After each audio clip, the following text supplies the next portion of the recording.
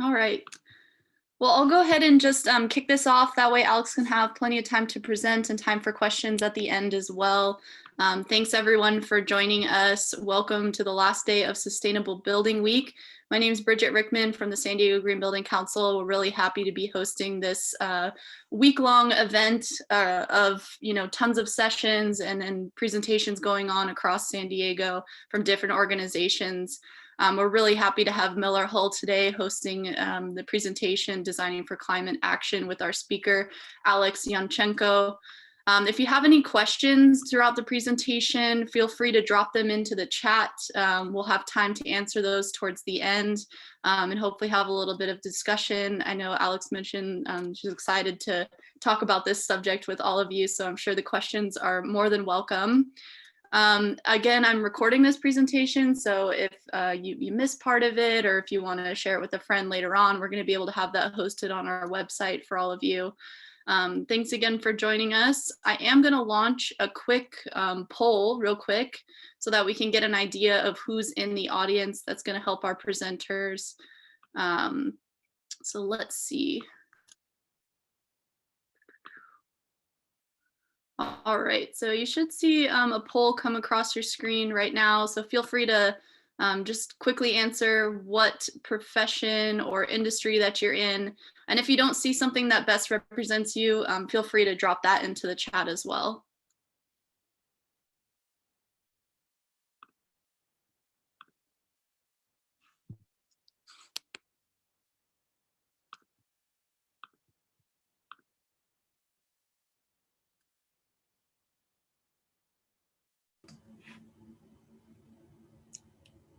And as we're waiting for the results to come in, I just wanted to say hi, everybody. Welcome to the session. You've picked the right time and place to be here in San Diego/Seattle. My name is Alex Yanchenko. I'm calling in from Seattle. I'm part of the Miller Hull Partnership. And let's see, Bridget, how many responses do we have? Can we throw up on the screen who's here? Let's see. I can't see any responses coming in, so hopefully people. I have the control panel, so we've got 20 out of 22 responding, so I can close the poll now for you. Okay, thank you. Great, Colleen. thank you. Okay. Yeah, so with that, I'll go ahead. I don't know if Colleen, if you can share those on the screen for us to see too, if that's how that works. And then did. Maybe you're not seeing it. Does everyone else see the results right now? Yep. Yep. Okay, great. We can see them. When you have co-hosts, it throws off who can see the polls. Okay, so just my technical issues on my end. Great. With that, I'll pass it off to Alex to continue the presentation. Thanks again, Alex and Miller Hull, for doing this. Appreciate it. Yeah, of course. Well, welcome everybody. It's great to see such a breadth of disciplines represented in one room, because this is definitely a topic that affects everyone. So I see that about half of us are architects. That's the background that I'm coming into this as well. But I also used to work for the Carbon Leadership Forum as a researcher. So that's going to be sort of my background heading into this. So I'm over in Miller Hull, and I'm located in Seattle, but our office has two studios, one in Seattle and one in San Diego. The work that we do represents 5 market sectors. We do residential work, commercial work, work in higher education, as well as infrastructure projects. And we're a mid-sized firm of 104 employees. So today we're going to start with a brief introduction, just looking at the embodied carbon glossary, why it matters and why we should talk about embodied carbon at all. Then a summary of the tools that we've been using at Miller Hull to stimulate this discussion and gain new knowledge on embodied carbon in the built environments. And the real fun stuff is the outcomes. So what is coming out of this work today? What is developing and fresh on the frontiers of embodied carbon research? There will be a dedicated 15-minute question and answer period at the end, but please feel free to put your questions in the chat as I'm going through. We'll get back to it at the end of the presentation. And if you have any longer questions that would merit from perhaps more than 15 minutes, then please feel free to email me. My email address will be at the bottom of all of those slides. All right, so what we're doing today is first and foremost introducing embodied carbon accounting in relationship to building professionals. I'd like to demonstrate a range of climate smart outcomes that are made possible by life cycle assessment, the primary tool that we use to assess embodied carbon in buildings. And last but certainly not least, highlight pathways to engage. So let's start with some carbon alphabet soup. This is what I call an abbreviated embodied carbon glossary. There are a lot of words out there that speak about climate change and built environment, and they are not equivalent. So really, one shorthand way of remembering how all of these terms relate to one another is that fossil fuels primarily consist of hydrocarbons. Hydrocarbons, when combusted, are released as CO2 into the atmosphere, which is a common greenhouse gas that traps heat in the atmosphere, causing global warming.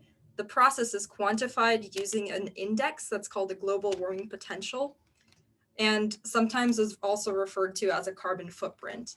And then the unit that we use to report this process of the potential of causing global warming is carbon dioxide equivalent, which is abbreviated as CO2 or CO2e. The reason I bring this slide up is because we want to get away from saying that carbon is bad, because that's not really what's happening here. The nuanced version of the climate science, or what climate scientists are telling us, is that really driving demand for artificial displacement of carbon into the atmosphere, which then causes irreversible climate change and ecological collapse, is the thing that's bad. So I'd like to get away from this kind of like, we need to reduce carbon, because it's not that carbon is bad, it's just that it's bad in the wrong place. We want to get it out of the atmosphere because it's not serving us there. So the acronyms. These are things that will come up throughout the rest of the conversation, and please feel free to stop me anytime when I say like a string of letters that you haven't seen before. But GWP stands for global warming potential, and that's a measure of how much heat a greenhouse gas traps in the atmosphere up to a specific time horizon. So 1 unit of GWP is the amount of heat that is trapped by a kilogram of CO2 up to 100 years usually. CO2 equivalent is that unit that I mentioned, because we know that greenhouse gases aren't equivalent. Some of them are really persistent in the atmosphere and are really good at trapping heat, and we'd like to represent that, which is why we can convert all of these greenhouse gases into a common metric called the carbon dioxide equivalent. Greenhouse gases are any gases in the atmosphere which absorb and re-emit heat. So commonly we talk about carbon dioxide, but methane is actually a really big deal too. So natural gas, that kind of falls into that category as well. And even water vapor is technically a greenhouse gas. But yeah, just so that you understand that it's an umbrella term. And LCA, or WBLCA, is whole building life cycle assessment, which is a standard methodology that we use for assessing environmental impacts associated with all stages of the life cycle of a product, process, or service. In our case, it's mostly for buildings. But LCAs could also be represented in what are called EPDs, environmental product declarations. And an EPD is an independently verified and registered document that communicates transparent and comparable information about life cycle environmental impacts of a product. So usually in built environments and embodied carbon parlance, when we talk about LCA, it refers to buildings. And when we talk about EPDs, it refers to building materials. So I hope this is kind of a nice clarifying slide on GWP is the thing that we measure. CO2e is the unit we use. We measure greenhouse gases. We use a process called LCA. Our building LCAs depend on product EPDs. That's a lot of letters. So, you know, need a reminder anytime. Why should we care about it now? I'm going to go through this pretty quick because I think everyone is on the same page after being in Sustainable Building Week for a whole week.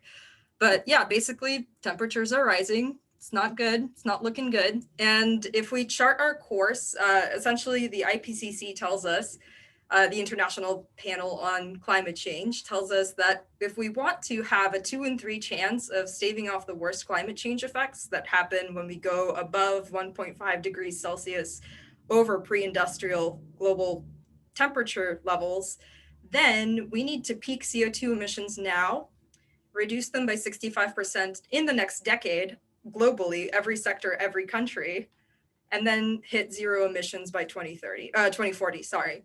If we want to have a 1 in 2 chance, if we want to roll the dice and, you know, flip a coin and have it be a 50-50, then we basically get an extra decade to instead target net zero emissions by 2050. It's a pretty daunting task. And if you're curious about the other crisis in the room besides the climate crisis that I might not be mentioning, yes, 2020 is estimated to have caused an 8% drop in greenhouse gas emissions worldwide. But now the real challenge is we need to drop 8% emissions per year, every year, until 2030 to stay in line with the trajectory, while also recovering from a pandemic. So imagine doing what you did this year, but somehow productively and really in a beneficial way to the global economy. Stabilizing the climate will take a heroic effort by everyone. We know this because even the pandemic as it hit and the subsequent greenhouse gas emission dip that happened is unprecedented. This is on the scale of things like World War II or the Great Depression, and it's a thing that will take everyone's buy-in to resolve. So why should we talk about embodied carbon in particular? We know that today the building sector drives global greenhouse gas emissions. I think you probably have seen a bunch of this stuff before because we always talk about how the building sector is 40% of global greenhouse gas emissions. But I think what's interesting there is the split between what we call operational versus embodied carbon.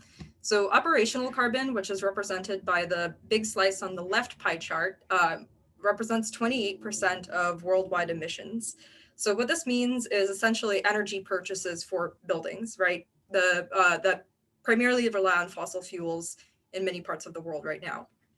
But the embodied emissions, by contrast, represent only about 11% of global CO2 emissions. If we want to look at things slightly differently though, and we look at, say, the concrete market or the market for steel as a whole, not only for buildings, but for infrastructure, then that slice of the pie takes up about 22 to 23% of our worldwide emissions. It's not insignificant. And it intuitively makes sense. As builders, we consume a lot of materials. By projections from the UN, we're slated to, or rather cities are slated to take up 90 billion tons of new materials every year by 2050, because we cause land use change when we look for new materials that we need to make our concrete and our steel. Even our wood, which is so essential in soaking up the carbon that's already there in the atmosphere. At the same time, we're demolishing old buildings, constructing new ones, more energy goes into it. It makes sense that the building sector is a big contributor. But why focus on embodied carbon when you saw that in that previous chart, the operational slice is so much bigger?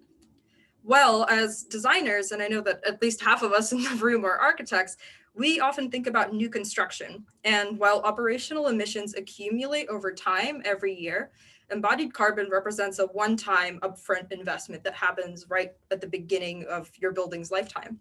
So the buildings that we're designing today will have that huge investment of embodied carbon already invested in them and only start accumulating their operational emissions as they open. So if, let's see, we're already on the second bar in this graphic here of 2021. If your building opens in 2021, then by 2030, which is when we should be hitting that 65 reduction mark, the majority of your building's emissions will still be embodied and not operational. So when we talk about the urgency of changing our approach to embodied carbon, this is precisely why. This is what's referred to as the time value of carbon, that as builders of new built environments, our focus needs to go to the emissions that we can prevent in the next 10 years, which are primarily embodied. But luckily, builders also have new tools. And the main tool that we have in our tool belt is called LCA, or life cycle assessment. Sometimes it's also referred to as life cycle analysis. And basically all that it is a really rigorous tracking exercise that goes into cataloging all of the subsequent processes, the inputs and the outputs of any material process throughout its life cycle, and then attributing impacts to those processes. So originally, life cycle assessment came out of the field of product design. So it's kind of, it makes a lot of sense for something like a toaster, or when you're looking at like a packaging for food. then it's pretty easy to draw the boundary of the scope and observe all of the processes that go into manufacturing that product in a controlled setting, and then even take scientific readings on how many kilograms of CO2 equivalent are released back into the atmosphere throughout those processes. But it gets pretty complicated for buildings. And primarily there are two reasons why. The first reason is because buildings have so many components. I think everyone's familiar with this already, so I'm not going to go over that anymore. The second reason is that buildings there's a lot of uncertainty when it comes to how much time buildings last. Oftentimes, when we look at a product system that's more contained, it's easy to say it has an expectancy of, say, 10 years, and then it will be replaced. But buildings have so many components that run on their own life cycles, and we need to compile all of that information into one reading as early as possible during design. So life cycle assessment, as a rule, goes through the life cycle stages that are highlighted on the slide on the right. There are what are called A stages, and this is a standard kind of notation for identifying what stages are. So A1 through A5 are called production stage impacts. B1 through B7 are operations stage impacts. So this is everything that happens basically past building opening day. C1 through C4 are processes that refer to building end of life. And the elusively labeled module D is representing processes that are expected to happen after the building's end of life or slightly outside of its project boundary, which is to say things like reuse, recovery, and recycling of materials that you've already put in your building. It's not anything you can influence now, but it might go back into the greater economic system that we participate in. So that's module D. But essentially, there are 4 types of life cycle stages, and life cycle assessment wraps up all of those impacts into one report. Another way to look at embodied carbon and explain it is that this A1 through A3 stages, so impacts from raw material supply, transport, and manufacturing, are things that we can influence by design. The B1 through B7 impacts that are labeled as use stage embodied carbon on this diagram are things that are primarily influenced by the durability and quality of the items with which we build. Basically, it's how much will they need to be replaced before the building is demolished. And last but not least, C stage embodied carbon, which on this diagram is labeled end of life carbon, has to do with demolition, transport, and disposal, which is primarily going to be impacted by things like demountable and disassemblable features in the building. So I'm coming from an architecture background into this as well. So my first thought is like, okay, well then what do I do with this information? And the answer is that there are tools specifically to track upfront embodied carbon emissions and reduce them. When it comes to use stage embodied carbon, it's a matter of thinking about durability. And when it comes to end of life carbon, it's a matter of thinking about how to avoid demolition today if we can, and potentially build in a way that is conducive to disassembly as opposed to demolition in the future. What tools are available to us builders? So I did like a handy little matrix here that I hope will be made available to all of you after this presentation. But essentially, there is already a wealth of life cycle assessment tools that are specifically geared for builders, and I'll go through a brief explanation of what they do. First on the list, there is Tally. Tally is a software that is an add-on for Revit that appends embodied carbon information to Revit models and then outputs reports on whole building results. This tool is not free. There is a fee for a 1-year-long floating license. Then we also have the Embodied Carbon in Construction Calculator, which is abbreviated to EC3. EC3 is really good because it has a broader database of environmental product declarations for materials than Tally does, but it works in a kind of manual formal entry way. So you don't get the benefit of getting all of your material takeoffs from Revit easily. It is free though, and it lets you look up high performing materials specifically.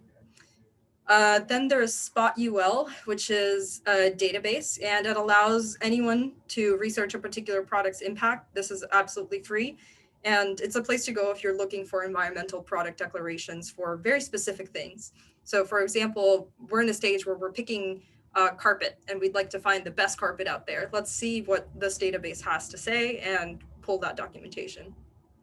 Sustainable Mines Transparency Catalog is similar. It's also a research database that allows users to locate materials with environmental product declarations and health product declarations. I'm not going to go too much on that tangent, but essentially embodied carbon is really important, but it's not the only criteria we decide on when we pick materials. Health is also really, really important. So having that information side by side enables you to make better decisions. The Athena Sustainable Materials Institute puts out an embodied carbon calculator that lets you keep track of carbon information in a form entry format. Again, this is much easier for smaller scale projects when you have a manageable number of materials, but if you're running something that's dependent on building information modeling, then the Tally is kind of the way to go right now. And there's also one-click LCA that I didn't put on this slide, but now I'm just realizing I forgot. The last tool in the list that I've included here is Tableau, and this is only one tool that allows you to make data visualizations whenever you have tabular data. You might have already picked up on this by the number of times that I've said the word data, but all of this work is essentially a huge spreadsheet exercise of trying to track every product, its impacts, and how they get released back out into the environment. So any sort of tools for data visualization are pretty handy here, and that's the workflow that Miller Hull uses now. The typical Miller Hull workflow for figuring out the embodied carbon impact of the designs that we make right now is starting with Revit, which stores information about material quantities really, really well. We then use the Tally add-on to append information to that model about material qualities and not only its quantities. Excel essentially packages this information up, and then we use Tableau Prep and Desktop to generate some data visualizations that can be read by project team members quickly to make decisions alongside with their other design processes. Once we've figured out what the main hotspots are in a design, and we can point to it specifically for that project and say like, oh, hey, we ran an assessment and we see that gypsum wallboard for your project is really important, we can start using tools like EC3, the Sustainable Mines Transparency Catalog, or the SpotUL database to find the best gypsum wallboard for that project.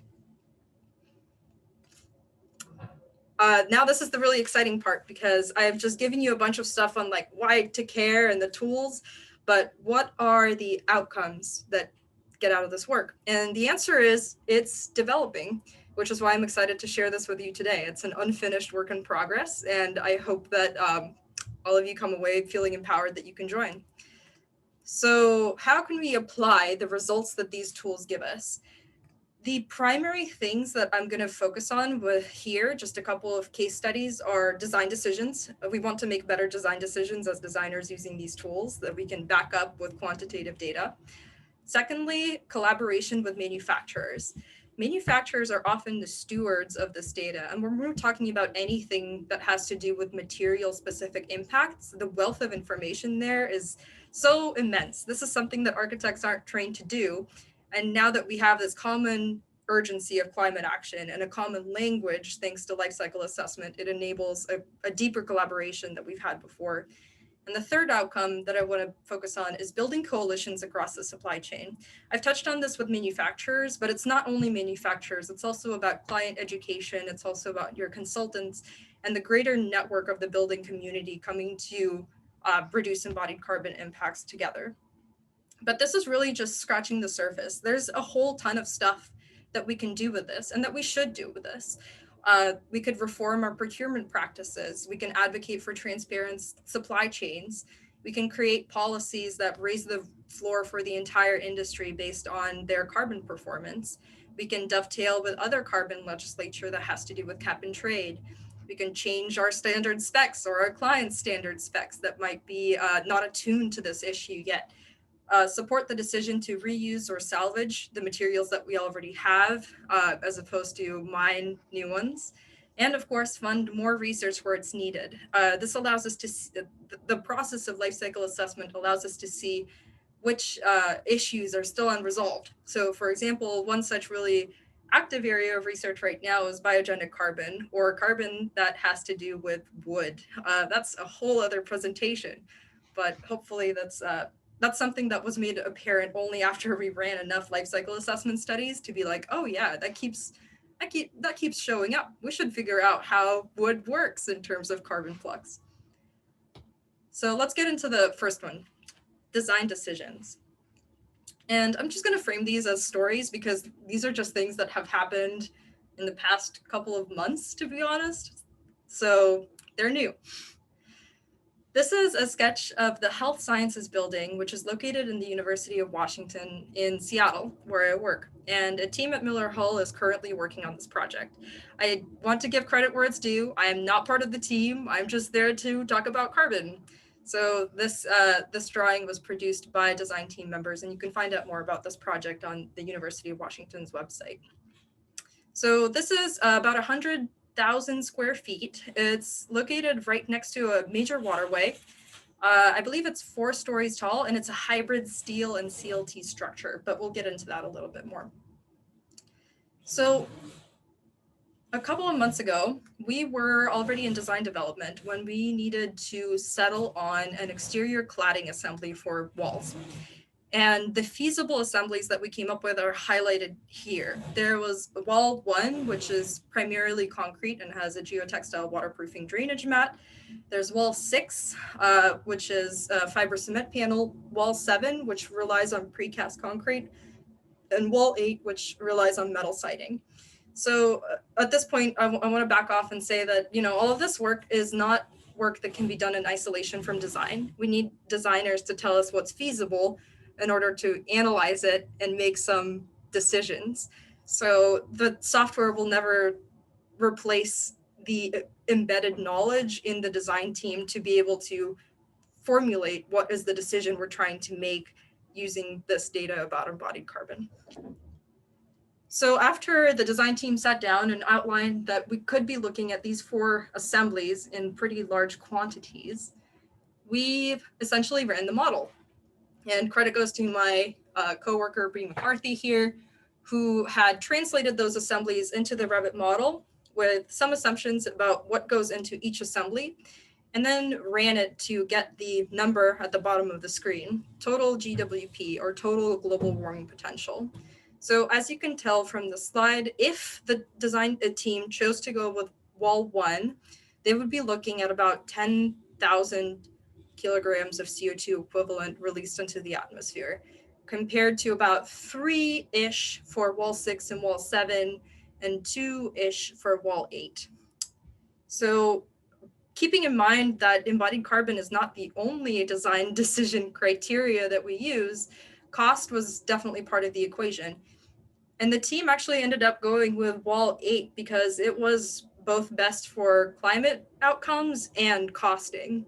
So I would think of embodied carbon as another criteria that you stick into your decision-making matrix that allows you to prioritize decisions which are climate smart and not only cost smart. In the same way that we want to be efficient with costs on a project, we also have to strive for efficiency with carbon. And sometimes these things overlap, and then it's much easier than when they conflict. But of course, the work isn't done there. Once we use the tools that we have to make an informed decision to move forward, there's still so much to do in terms of design. And this lives outside of the realm of life cycle assessment, but it's still important to make a beautiful building. So this is just highlighting some of the design studies that the team did once they settled on the corrugated metal panel assembly and how to make it translate into the experience and expression of the building. Finally, we evolved from the original decision to go with this assembly to a concept model, to some studies on full-scale light and shadow, and then mock-ups. And today, but that's actually not the only embodied carbon story on this project, though, because even earlier when we were picking a structural system, so this was back in concept design, we again leveraged Tally to try and understand the trade-offs of going with a mass timber concrete of steel or a CLT and steel hybrid system. And this data is not perfect by any means. This is something that Miller Hull was developing with EcoTrust at the time, trying to understand the impacts of sustainably sourcing mass timber versus not. There's that wood question again, the developing research that I mentioned before.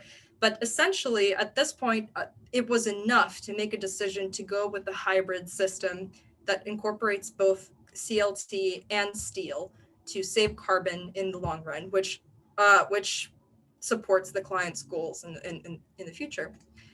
And this is what we're really proud of, is that it's literally going up right now. This is a recording from the end of March, you can see on the bottom left. So that's like a couple of weeks ago. And that hybrid CLT and steel structure is now being erected on the south side of campus. Obviously, it's a building project, so it's very complex and there are so many stakeholders and decision-making points, but embodied carbon was part of the decision-making story for this project. And it's something that I know that my team that works specifically on this type of accounting hopes to incorporate into more projects moving forward. We're constantly learning from processes that make people make decisions that are informed by climate action. And this is a success story on which we hope to build in the future. Also, it's just so exciting to watch that camera. So, I'll drop a link in the chat later. My goodness, this is a week ago.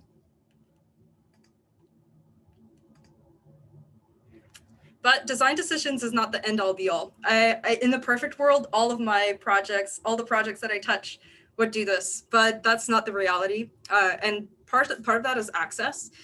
The software is not cheap. It takes time. It needs to be incorporated into the scope of the project at this point for sure, because there's so much research to do. But design outcomes are not the only outcomes we're trying to get to when we talk about climate action.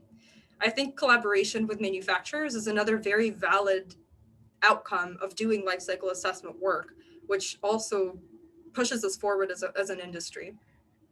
And for this story, I'm gonna go to another project that's over in San Diego, actually. So this is UC San Diego Torrey Pines, a renovation of a building on the UC San Diego campus. And let's see, I think I can annotate here. But essentially on this dashboard, this is kind of a working graphic that we use to work out where impacts occur inside the model, to talk to the design team and then ask them like, hey, why do you think that's so high? Can we reduce the volume of that material in the project, or are we constrained by design criteria that we didn't take into account when we were making the model? So over on the left, there's just some information on totals that helps us compare this project to others. Then there's a summary on which divisions are the most impactful. So this is looking at specs. And if this project were in the spec writing phase, then we would kind of tell them to look at their spec 9 and see if there's any language that we can change for that division to introduce some global warming potential thresholds. But the real heart of this is this histogram in the middle, which is titled, "Which materials are the most impactful?" And I apologize for the teeny tiny text. This is kind of a printout that's a working document, but hopefully I'll describe it well enough. And if you have any questions, please ask. The global warming potential histogram is this red one, and the gray one is representing mass of that material in the project. So sorted by global warming potential, the top 3 materials that we were looking at on this project are polyester solid surface, wallboard gypsum, and carpet nylon. And we were like, okay, well, 2 and 3 make sense. This is a renovation project of a higher education building. But what is polyester solid surface? There doesn't seem to be a whole lot of it by mass in the project, but its global warming potential exceeds everything past number 3 by a factor of 10. So let's figure out what that actually is in the model now that we've flagged it as a potential issue. And hold on while I turn off my pen. We identified the product. So what we had defined as polyester solid surface in the model was actually an acoustic panel manufactured by a company called FZorb over here in Washington. It kind of looks like that wall paneling that you see in the image, but the results we were getting weren't really adding up because I know we've specified this product in the past specifically due to the fact that it has a high volume of recycled polyester plastics. It's not virgin material. So it was kind of a disconnect. Like, why would this show up as so high impact in the model when we know that this product strives to be so environmentally performative? So we went back into the Tally report, which is an output of one of these tools, which describes that polyester solid surface assumes that there is 50% polyester and 50% ATH. We looked at our ingredient list from FZorb, and they didn't have any of this alumina trihydrate, which is a fire retardant. So that's how we already know the data is not representative. This, the default definition that we were using was using data from Germany. So that's when you see this little DE, and global data for these processes. So you can tell it's not really an environmental product declaration. It's kind of a mishmash of industrial processes and their impacts put together into this model as a placeholder. Long story short, there were enough red flags raised to know that this is not the ideal representative definition that we'd like to carry forward. The service life doesn't match, the density of the product didn't match, the data quality that I mentioned, you know, that the manufacturer holds actual data about their product and not the mishmash of others. Transportation assumptions didn't match either.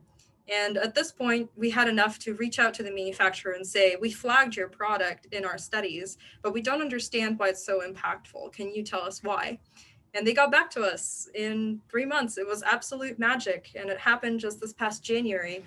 But FZorb got back to us with a newly minted environmental product declaration that they had made in the months that between us contacting them and them getting back to us, that now could be incorporated into our tools to be more representative of the product that we actually use instead of just being content with a placeholder. So this environmental product declaration is now available online, and we're trying to incorporate it into the software that we use with Kieran Timberlake, the manufacturers of Tally today. And it makes a big difference. So on this graphic, which is kind of technical, all I need you to pay attention to is that the Tally default definition that we were using before is those blue bars. Blue bars represent 100% of the impact. The orange bars represent what would the impact be if we had used better data from the manufacturer. So when we talk about global warming potential and embodied carbon in particular, and in particular upfront embodied carbon, so that's that A1 through A3, then you can tell that if only we had better data when we were making that decision, we would be looking at a 92% reduction in embodied carbon from the original default placeholder definition.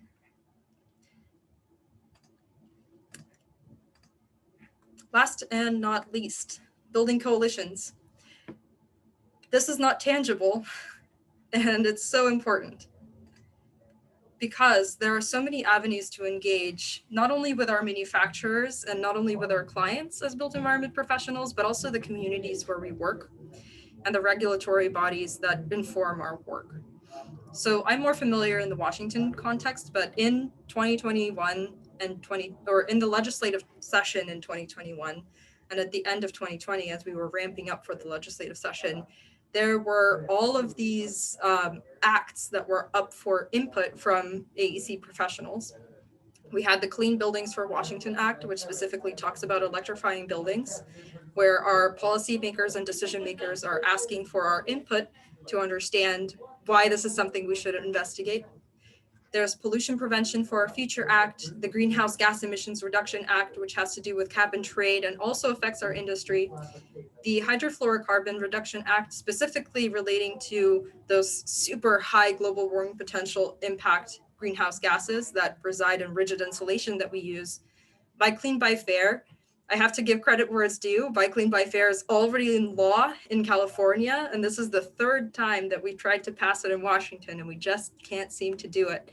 But this legislation would specifically require large-scale public projects, so above 50,000 square feet, and if they're primarily funded by public money, the structural materials in those buildings, so steel, concrete, and wood, would have to provide environmental product declarations as part of their project bid. So this is really important to both building up those databases that we have to understand embodied carbon impacts of the buildings we build, but it also serves to kind of pave the way for all other buildings that are not publicly owned or not that big yet to get comfortable with embodied carbon accounting and understand how it works. Some of the avenues to engage that exist, there's of course the AIA. The AIA released a climate action plan just last year, which kind of pivots our entire organization to address climate change as urgently as possible. There's Building Green Sustainable Design Leaders with various subcommittees that specifically look at this issue. Shift Zero, a zero net carbon building alliance. This is a group that specifically holds monthly meetings and is building a coalition around climate policy nationwide, from builders to manufacturers. And the last one, the Carbon Leadership Forum, that I would like to highlight, since I am much indebted to the people that I learned from in this avenue. The Carbon Leadership Forum is a nonprofit. They're headquartered at the University of Washington, but they've started this online community a long time ago, over 5 years ago now. But in this community, there are regional hubs and topic-based hubs to discuss things that you encounter in your projects or in your research. So it's just a really great avenue to hear about what's going on in the world of embodied carbon, of climate action as it pertains to built environments, and learn from peers. So in Seattle, for example, we have a hub of about 200 people, and about 50 of us get together once a month to talk about a new topic. So sometimes we talk about concrete or specs or certifications, as well as just swap ideas and techniques when it comes to adopting these new tools. There is not, I checked this morning, and there's not a regional hub in San Diego yet, but that doesn't mean that you can't start one. There are a bunch of these popping up worldwide. I know there's just the newest one, I think, is in Iceland, but the closest ones to San Diego are probably Los Angeles, which has its own hub, and San Francisco. So I encourage you to check out this resource, both for any more information on embodied carbon, and if you want to connect with your peers to talk about this issue. So with that, I miraculously finished on time. So I know this is a lot of information, so hopefully this slide is a nice inspiration of the kind of stuff I can answer. You could ask me about any of the things that are up there, or any other burning question that you have. I'm happy to answer. And don't feel pressured to start right away. Maybe let's take like a silent couple of minutes first.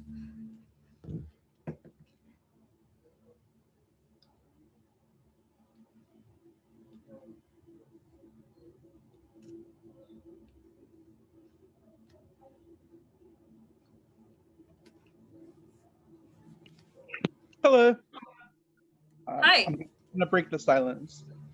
Thanks, Tom. I appreciate it.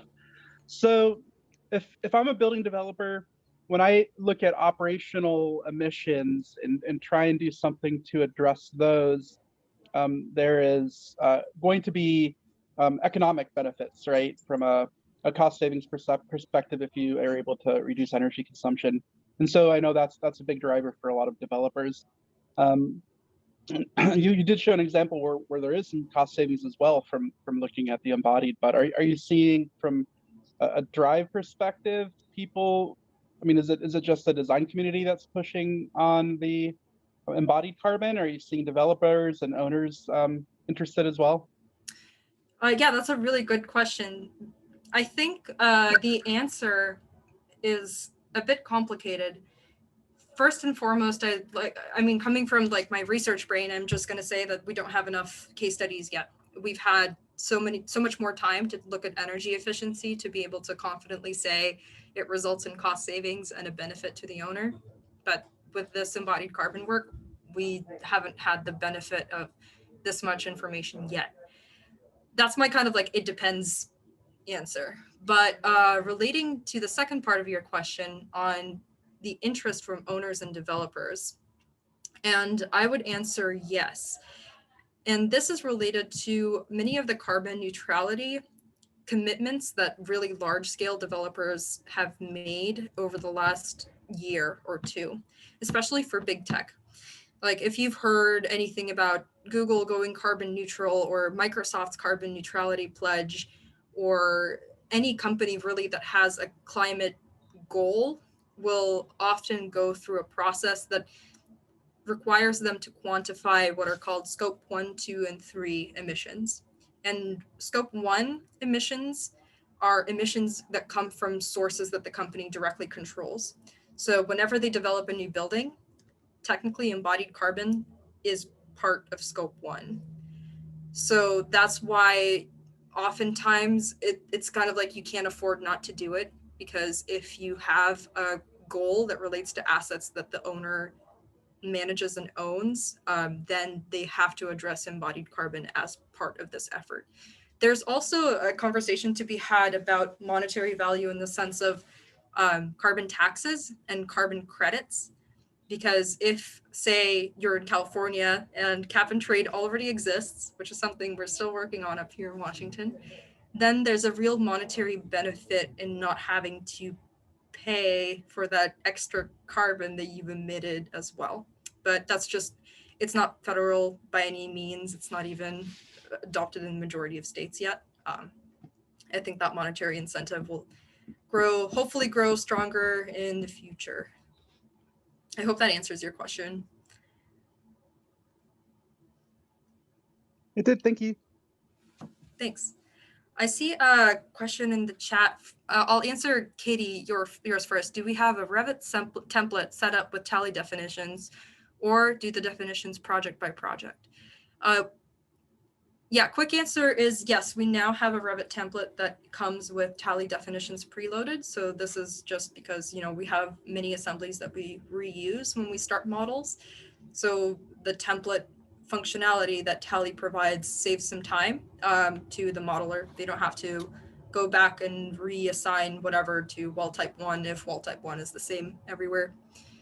But whenever we try to build up our own internal database that allows us to benchmark new projects and understand our embodied carbon performance in retrospective, then we have to go in and do it project by project, material by material.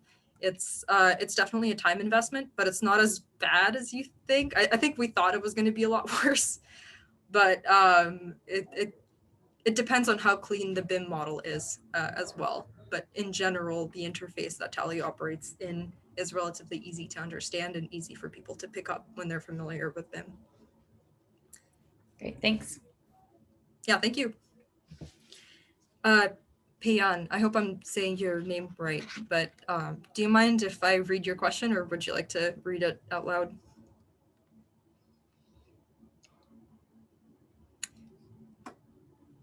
Hearing none, I'm gonna go ahead. So is there any common sense and sustainable design that you can share based on the experience in Miller Hall?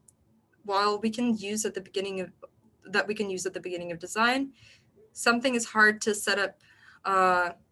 It's hard to set up the life cycle model at early stages since information is not complete. And yeah, that's a real issue, actually. I'm really glad that you flagged that. And I guess that I would put that under the integrating LCA and design workflows. So the nature of information, if we just think about it really abstractly in a design process, is that it accumulates from phase to phase. We have a lot of room for uncertainty at the beginning in concept design, and then that uncertainty diminishes and diminishes until we're in CDs. And our amount of and level of detail of information has sufficiently grown. And that part of design is difficult to reconcile with LCA, which I'm glad that you flagged. So what we are doing so far is trying to recognize that at every stage of design, lifecycle assessment will look different.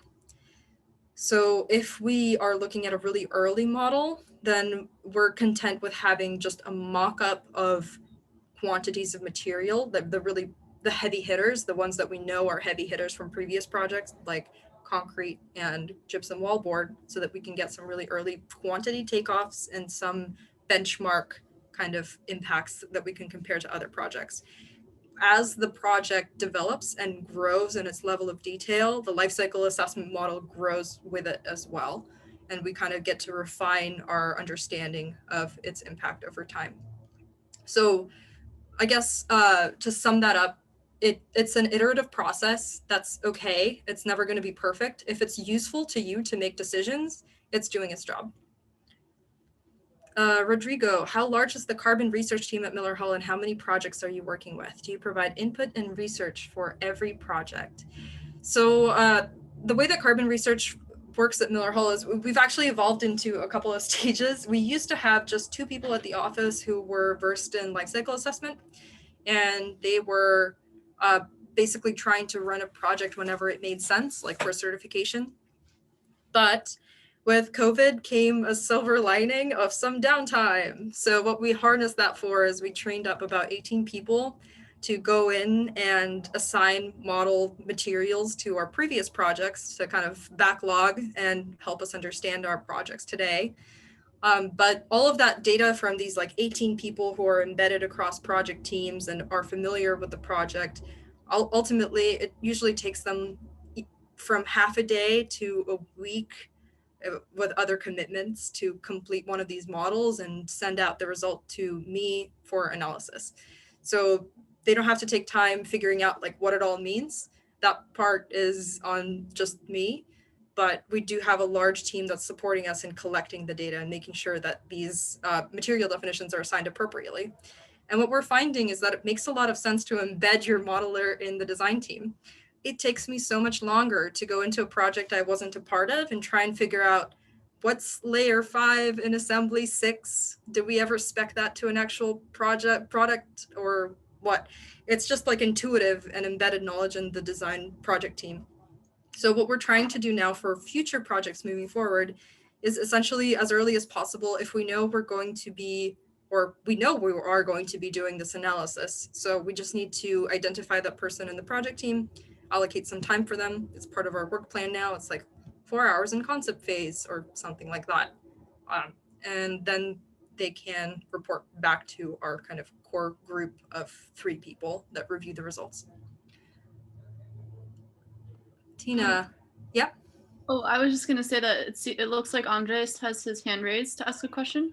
Oh, yes, please go ahead.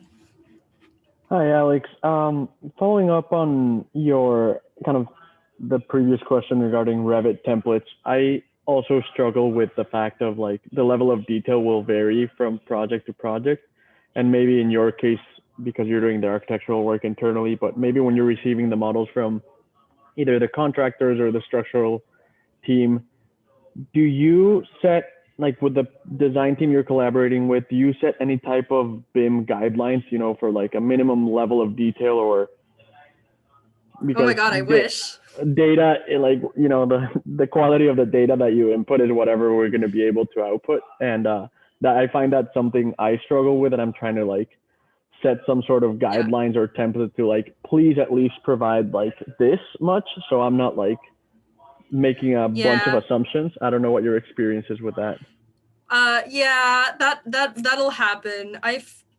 You know, I think that there's a happy medium there, and I'm still kind of working it out, but the principles that I would like to adhere to are to not let the perfect be the enemy of the good. If my project if the model is not amazing, then is there still any information I can get from that could be informative to a decision? If yes, then go ahead. But we do kind of, on our larger projects, when structural is maintaining its own model and construction is maintaining its own model, we do flag that we're going to be doing this analysis early, so that they understand that maintaining Revit parameters like now, for example, Tally can read your uniformat codes, and then you can look at if your impact is in superstructure or substructure. And if we let our structural know that early and have that be part of their kind of BIM standard, then it's kind of smoother sailing from here on out. So yeah, I guess to answer your question, it's a huge mess. It's not perfect. Figure it out the best you can. Accept it's never going to be perfect. It's just going to be useful, and try to make better BIM standards for the next project, and just, you know, let your collaborators know that this is happening. Awesome, thanks. Yeah, I love that.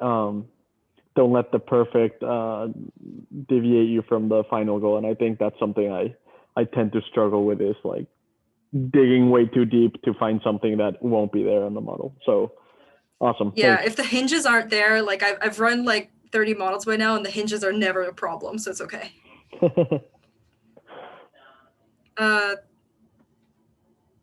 Oh, I see that Tina, you picked up some answers too. Thank you. Tina works with me in the Embodied Carbon Lab. She actually put together some of these studies.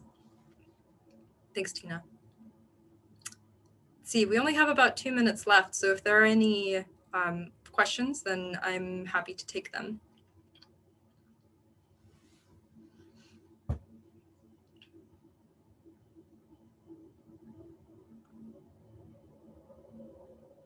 Well, I'll just take a chance to say thank you again to Miller Hull and to Alex for putting on this presentation. Oh, it looks like someone actually does have a question.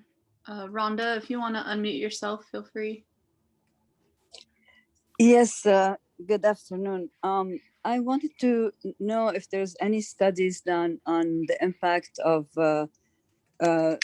destruction of buildings in war, since we have so many places in the world that buildings have been destroyed. Yeah, so I'd like to know if there's any studies done on that, on the impact of the pollution and carbon in the world because of the destruction. I personally haven't come across any, but you're right. This is another area of research to look into for sure. Carbon's emitted everywhere, so. Right, thank you. Thank you. All right, well, I think with that, we only have the 1 minute, so I'll give you a gift of a minute before lunch. But thank you all for joining. This was a really great discussion, and I hope that you can refer to this in the future, and feel free to, you know, poke any links and find resources to engage with the work. Yep, and I'll make sure to contact everyone who signed up today with access to a recording and to Alex's contact information if you have any future questions. And we do still have a couple more things going on this Friday for Sustainable Building Week, so I dropped the link in the chat there. So if you're interested in joining us for a little happy hour to talk with other people about what you've learned this week, or any questions about what we can do in San Diego, feel free to join us for that. But thank you again to Alex and the Miller Hull team for hosting this presentation, and thank you to our attendees for taking the time. Thanks everyone. Have a good Friday. Happy weekend. Thank you both. Bye. Bye-bye. Thanks.